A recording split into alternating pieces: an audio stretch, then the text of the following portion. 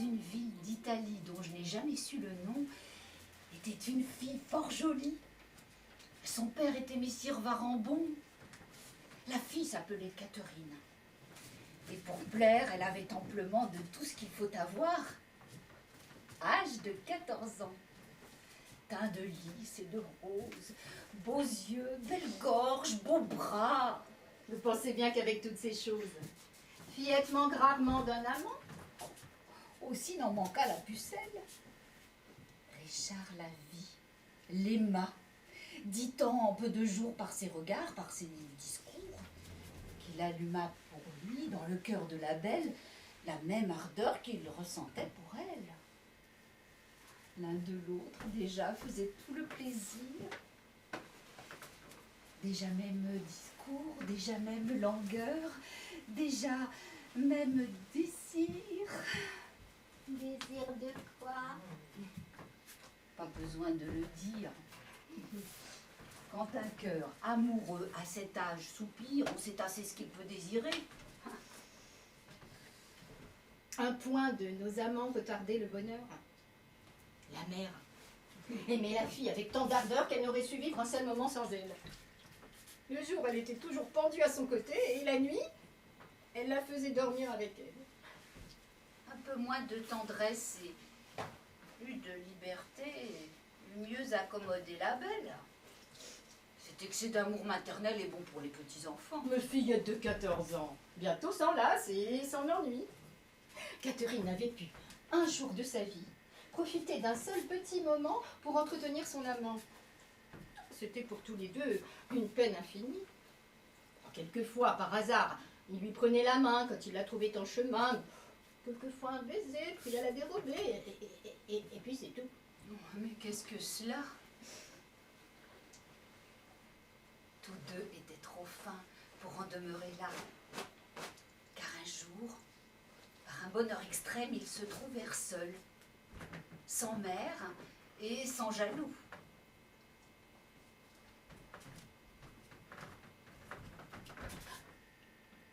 Que me sert, dit Richard, hélas, que je vous aime.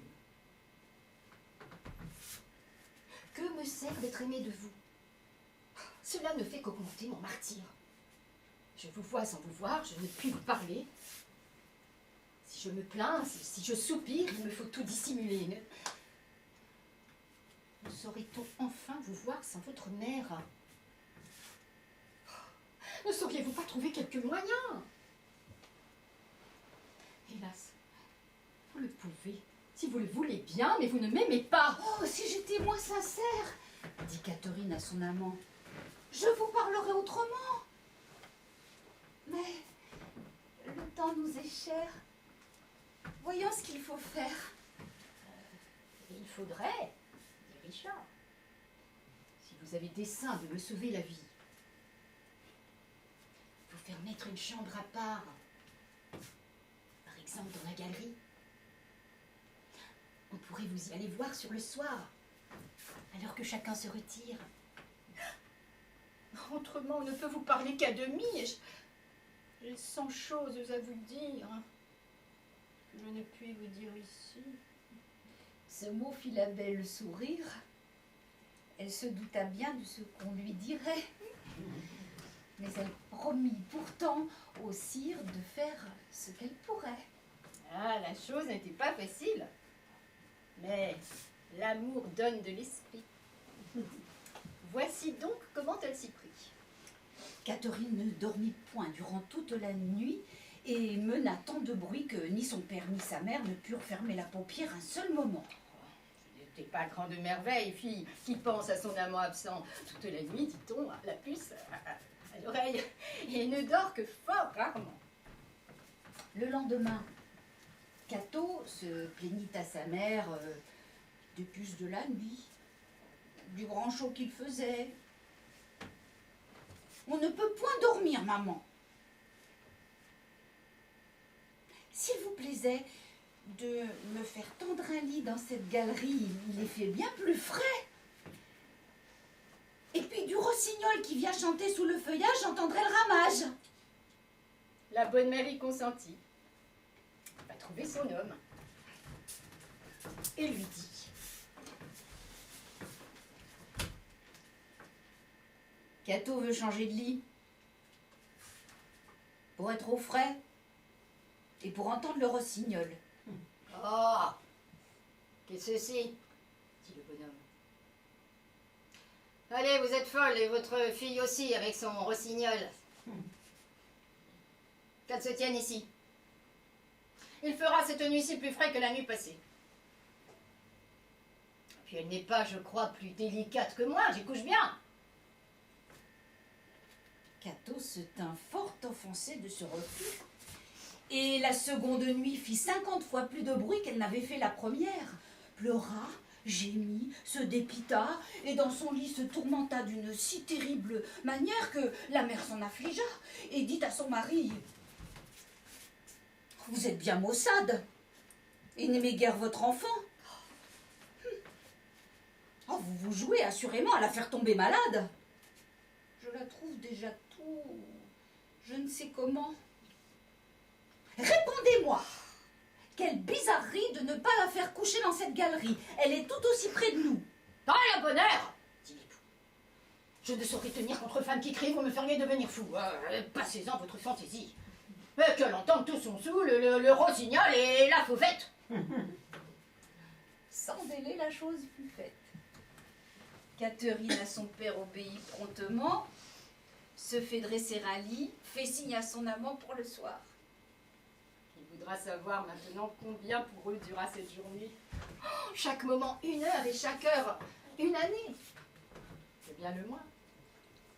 Mais la nuit vint, et Richard fit si bien, à l'aide d'une échelle qu'un fripon de vallée lui tint, qu'il parvint au lit de la belle. De dire ce qu'il s'y passa. Combien de fois on s'embrassa. De combien de manières l'amant et la maîtresse se témoignèrent leur tendresse. Se serait-on perdu? Oh, les plus doctes discours ne sauraient faire entendre le plaisir des tendres amours. Faut l'avoir goûté pour pouvoir le comprendre. Le rossignol chanta pendant toute la nuit. Et quoiqu'il ne fit pas grand bruit, Catherine en fut fort contente. Mais le malheur voulut que l'amant et l'amante, trop faibles de moitié pour leurs ardents désirs et lassés de leur doux plaisir, s'endormirent, sur le point que l'aurore commençait à s'apercevoir. Le père, en se levant, fut curieux de voir si sa fille dormait encore.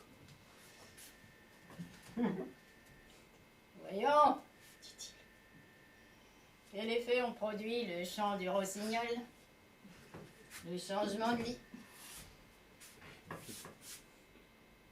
Il entre dans la galerie et, s'étant approché sans bruit, il trouva sa fille endormie. À cause de la grande chaleur, nos deux amants dormaient sans drap ni couverture, en état de pure nature.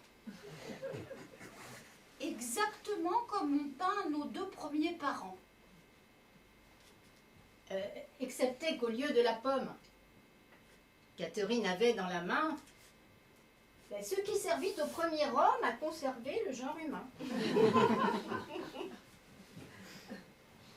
Bonhomme à ses yeux, à peine un joug de foi, mais renfermant le chagrin dans son âme, il entre dans sa chambre et réveille sa femme.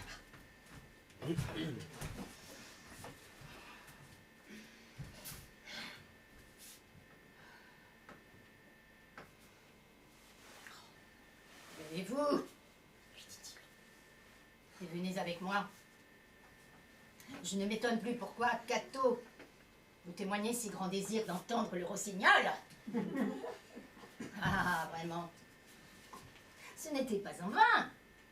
Elle avait dessein de le prendre. Il a si bien guetté qu'elle l'a dans sa main. La mère se leva, pleurant presque de joie. Un rossignol? Vraiment? Oh, il faut que je le voie. Est-il grand? Chante-t-il? Aura-t-il des petits? Ah, hélas, la pauvre petite, comment l'a-t-elle pris? Vous allez le voir, reprit le père. songiez à vous taire. Si l'oiseau vous entend, c'est tout ça de perdu. Vous gâteriez tout le mystère. Hein.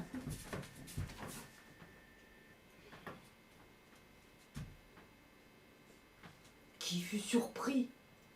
Ce fut la mère, aussitôt qu'elle eut aperçu le rossignol que tenait Catherine. Elle voulut crier et l'appeler Catine, chienne effrontée, enfin, tout ce qu'il vous plaira, peut-être même faire pire. Les poules en empêcha.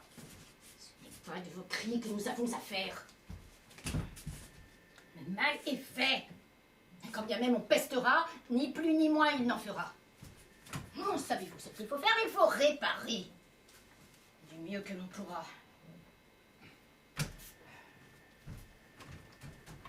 Qu'on aille me quérir le notaire et le prêtre et le commissaire. Avec leur aide, tout s'arrangera.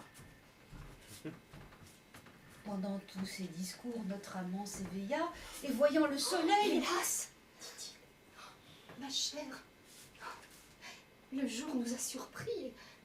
Je ne sais comment faire pour m'en aller. Tout ira bien, lui répondit le père. Vous voyez, sir Richard, il ne me sert plus à rien de me plaindre de vous, de me mettre en colère.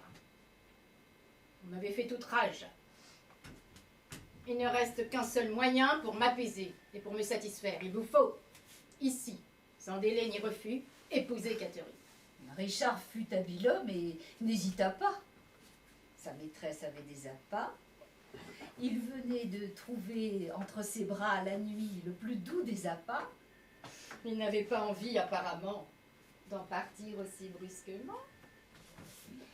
Et tandis que Richard songe à se faire époux pour se tirer d'affaire, Catherine, se réveillant à la voix de son père, lâcha le rossignol dessus sa bonne foi et, tirant le bout du drap sur soi, cacha les trois quarts de ses charmes. Le notaire arrivé mit fin à leurs alarmes. On écrivit et l'on signa. Ainsi se fit le mariage. Et puis jusqu'à midi, chacun les laissa là. Le père, en les quittant, leur dit « Prenez courage, enfants. Le rossignol est maintenant en cage. Il peut chanter tant qu'il voudra. »